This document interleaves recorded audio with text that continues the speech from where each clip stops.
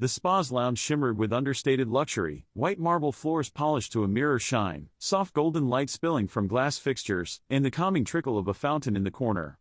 Guests lounged in plush armchairs, sipping herbal tea or flipping through glossy magazines, their voices hushed beneath the delicate notes of ambient music.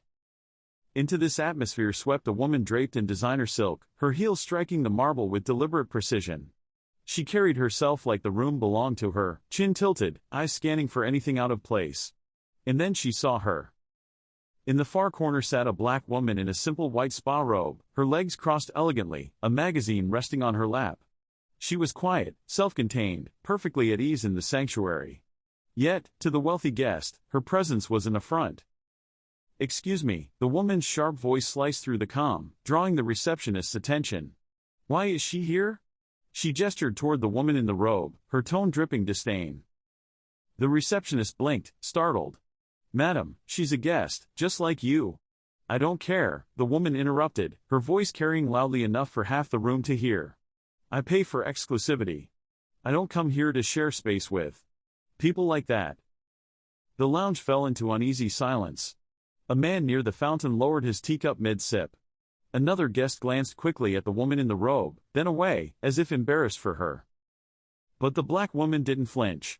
She simply turned a page of her magazine, her face calm, her eyes unreadable. The receptionist shifted nervously, but the guest pressed on. "Either she leaves, or I will. And I promise you, I'll take my membership elsewhere." All eyes were on the quiet woman in the corner now, waiting for her to react. She didn't speak. Not yet. But her silence carried a weight of its own, stronger than the outburst aimed at her. Her name was Ava Hudson. To the loud woman across the lounge, she was just another guest to dismiss. But Ava's journey to this seat had been anything but ordinary. She had grown up far from the polished marble floors of luxury spas. Her childhood was filled with the hum of old radiators in a cramped apartment, the smell of home-cooked meals stretched to feed a family, and the constant reminder that she would have to fight harder than most to be seen. As a girl, Ava had been fascinated by scents and textures. She mixed her grandmother's herbs with lotions bought from the dollar store, experimenting late into the night as though she were crafting spells. To her, beauty wasn't about glamour, it was about comfort, dignity, and care. When she reached adulthood, those dreams didn't fade. She studied business at night while working 2 jobs by day, saving every penny she could. Along the way, she met Elena, a sharp-minded marketing student who shared her vision. Together, they dreamed of something audacious, a luxury wellness brand that didn't just pamper the wealthy but honored the soul of self-care. The world did not welcome them easily. Investors brushed them off with polite smiles, saying things like this market is very competitive, or worse, luxury has its image to protect. But Ava persisted. She perfected formulas, sought artisans for design, and infused every detail with purpose. Years passed. Brick by brick, spa by spa, the brand grew. From New York to Paris to Dubai, the name Elysian became synonymous with elegance. The kind of elegance people like the woman across the lounge claimed to own, but which Ava had created. Now, as she sat in that robe, sipping tea quietly, she wasn't just a guest. She was the very foundation of the space, the architect of its aura, the reason anyone sat in that lounge at all. And still, people like the woman in silk looked at her and saw only someone who didn't belong. Ava closed her magazine slowly, her fingers resting on the glossy cover. She had been underestimated before. She had been dismissed before.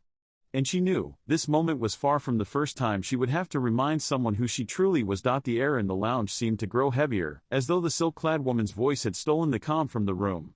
She turned sharply to the receptionist, her bracelets jingling as she pointed toward Ava. "I said I want her out," she snapped. "Do you understand? This is supposed to be exclusive. And if you can't give me that, then maybe I should reconsider whether this spa deserves my business." The receptionist's cheeks flushed pink.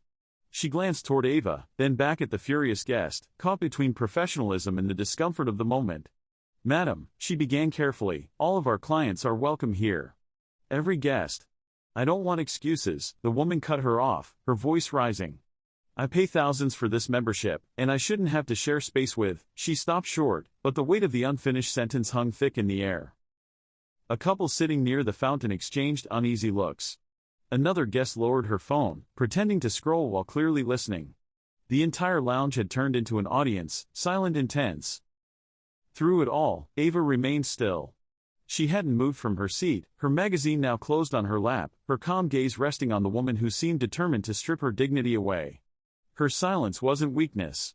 It was patience. The receptionist shifted again, frowning. "Please, madam, let's lower our voices. Other guests." The woman slammed her bag down on the counter, making the staff and a few guests jump. "Then I'll make this simple," she said coldly. "Either she leaves. Or I do. And I promise, you'll regret losing me."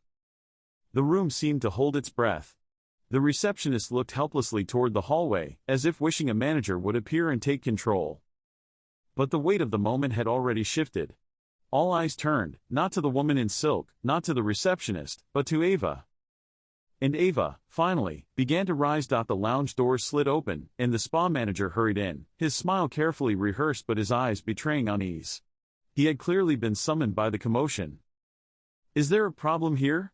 he asked smoothly, though the stiffness in his shoulders gave him away. The wealthy guest pounced on his arrival like a hawk spotting prey. "Yes, there is a problem," she declared, loud enough for everyone to hear. She jabbed a manicured finger toward Ava. "That woman. I don't know who let her in, but she doesn't belong here. And unless you remove her immediately, I'll take my money elsewhere." Gasps rippled through the lounge. Even those trying to feign indifference leaned forward slightly, caught in the gravity of the moment. The manager's smile faltered. He glanced at Ava, then back at the guest, weighing his words with visible caution. "Madam, every person in this lounge is a guest of the spa," he said slowly. "They all have the same right to be here as you do." The woman scoffed, her bracelets clinking as she folded her arms. "Rights? Please. I didn't come here for fairness, I came here for exclusivity. If you value my membership, you'll do as I say." The manager's jaw tightened, but before he could respond, the room shifted. Ava, who until now had remained seated in perfect composure, closed her magazine and rose to her feet. Her movement was graceful but deliberate, a quiet command of the space that drew every eye in the room. She adjusted the tie of her robe, stood tall, and looked directly at the woman who had tried to erase her. The room hushed instantly. Even the fountain's trickle seemed fainter, as though the air itself was waiting. Ava's voice, when she finally spoke, was calm, steady, and impossible to ignore. "I think," she said softly, "it's time for you to know who I am." The wealthy guest gave a sharp laugh, mistaking Ava's composure for defiance. "Oh, please," she sneered. "Who exactly are you supposed to be? Some kind of special guest?" Ava didn't flinch. She took one step closer, her eyes level, her voice calm but carrying enough weight to silence the entire room. "My name," she said evenly, "is Ava Hudson. I am the co-founder of Elysian Spas and Wellness." The words struck the lounge like a crack of thunder. The room fell silent. A woman near the fountain gasped audibly. Someone else whispered, "Did she say co-founder?" A couple of younger guests straightened in their seats, recognition dawning in their faces. They had seen Ava's photo in interviews, in glossy magazine spreads about the women who built an empire from scratch. The wealthy guest froze, her eyes widening as if she'd just seen a ghost. "That's impossible," she stammered, her confidence unraveling. Ava tilted her head slightly, her calm gaze never wavering. "No, it isn't. I built this brand from the ground up. Every detail you see around you, the scents, the design, the experience, it exists because I dreamed it, and then I worked to make it real." The silence thickened. Even the receptionist, who had stood fidgeting nervously, now looked at Ava with a newfound mix of awe and pride. "And so," Ava concluded softly, "when you tell me I don't belong here, what you're really saying is that you don't recognize the woman who created the very space you're standing in." The wealthy guest's face flushed deep crimson. She opened her mouth, but no words came. Around her, the atmosphere had shifted entirely. The power she had wielded so confidently a moment ago had dissolved, replaced by the undeniable truth of who Ava was. For several long seconds, the lounge was suspended in stunned silence. Guests exchanged glances, some wide-eyed, others breaking into small smiles of recognition. The receptionist pressed a hand to her chest, as if finally relieved to know the truth. Then, softly at first, came the sound of applause. A man seated by the fountain clapped twice, firmly. A woman across the room followed, then another, and suddenly the room was filled with the sound, steady, rising, heartfelt. The applause wasn't for drama. It wasn't for spectacle. It was for Ava. For her calm, her dignity, her unshakable presence in the face of arrogance. The wealthy guest's posture collapsed in on itself. She shifted uncomfortably, her face red as she fumbled for words. I didn't know, she stammered. I didn't realize who you were. Please, Ava lifted a hand gently, silencing her without harshness. It isn't about who I am, she said softly, her voice carrying over the applause. It's about the fact that no one deserves to be treated the way you treated me. Not here, not anywhere. The clapping grew louder, echoing off the marble walls. Some guests even rose to their feet, their smiles warm with admiration. The manager exhaled deeply, his pride evident now as he joined in the ovation. The wealthy guest sank back into her chair, her jewelry jangling faintly as she fidgeted with her silk shawl. The power she had flaunted minutes earlier had drained away completely. Ava, meanwhile, returned to her seat with quiet grace, her robe tied neatly, her presence undiminished. She hadn't needed to raise her voice. The truth, and the dignity with which she carried it, had done everything. And in that moment, the room no longer saw just a woman in a robe. They saw the visionary who had built the very world they were sitting in. The applause eventually softened, replaced once more by the quiet trickle of the fountain and the calming hum of the spa. But the energy in the lounge had changed forever.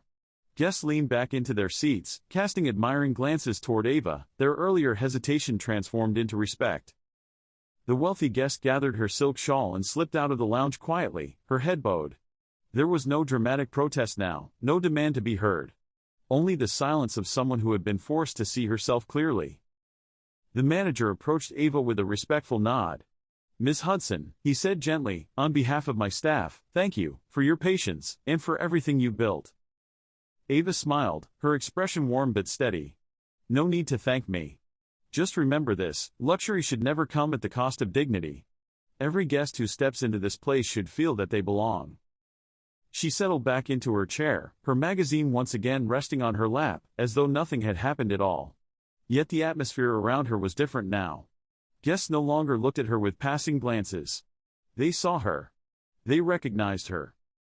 That evening, whispers of the incident spread beyond the spa. A story took shape, about a woman nearly humiliated in a place she had created, and the quiet strength with which she revealed the truth. It reached social media, where people applauded not just her position, but her poise.